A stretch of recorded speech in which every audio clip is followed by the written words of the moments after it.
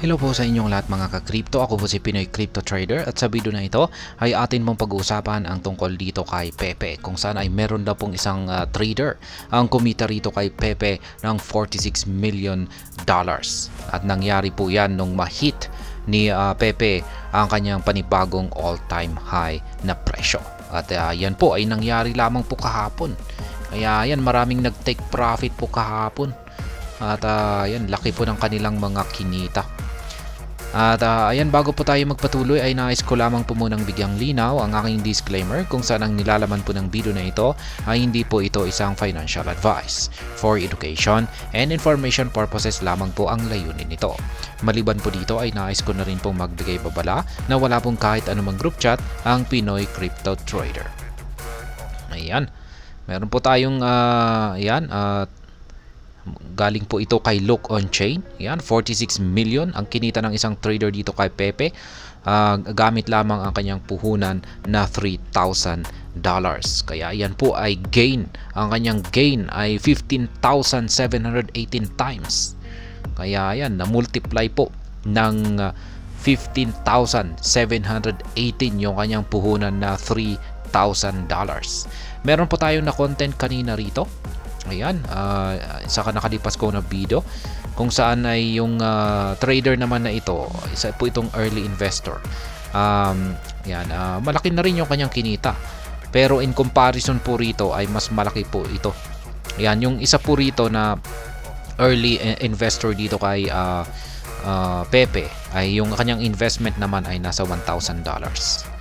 Kaya nakabili po siya gamit ang kanyang $1,000 ay nakabili po siya ng 474.95 billion na amount ng Pepe. At ang kanyang kinita rito ay nasa $3.6 million. Pero dito ay $46 million yung kanyang kinita rito. Kaya mas malaki. Tapos $3,000 lamang yung kanyang puhunan. Yan, at ang sabi rito, ayan, check na lang natin yung kanyang actual na dito ni Look On Chain. Ayan, ang sabi rito ay earned more than $46 million on Pepe with only $3,000. A gain of 15,718 times. Ayan, tindi po niyan. The super big winner sold 255 billion of Pepe worth $2.3 million for profits again after the price of Pepe increase. Kaya ayan, nagbenta raw po siya ng 255 billion na amount ng Pepe nung umangat nung umangat ang presyo ni Pepe.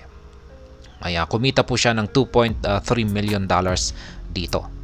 He spent only $3,000 to buy 4.9 trillion Pepe, $56 million currently on April 15, 2023, and sold 1.41 trillion Pepe for $7.4 million with 3.5 trillion Pepe left. Kaya ayan po ang kanyang ginawa rito. Yung kanyang puhunan po na $3,000 ay nagawa po niyang bumili noon ng 4.9 trillion na amount ng Pepe. At sa ngayon, yung halaga po nito ngayon ay nasa $56 million.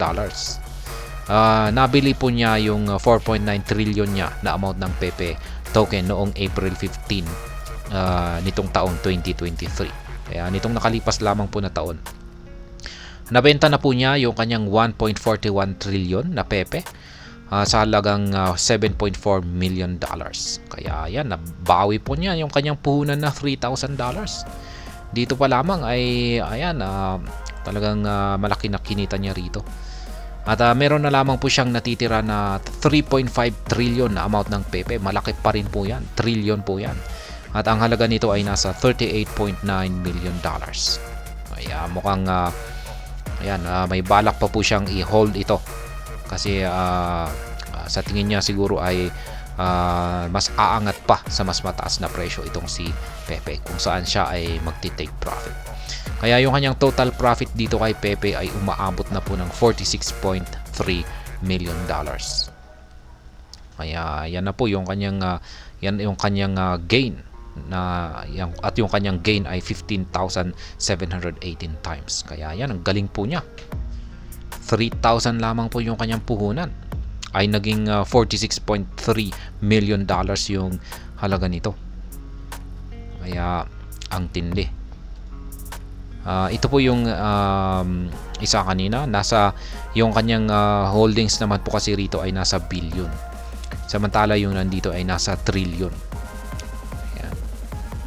Pero bakit kaya hindi umabot? Nasa 1,000 naman po yung puhunan nito. Ayan, halos ayan, nasa 474.95 billion yung kanyang nabili. Ayan.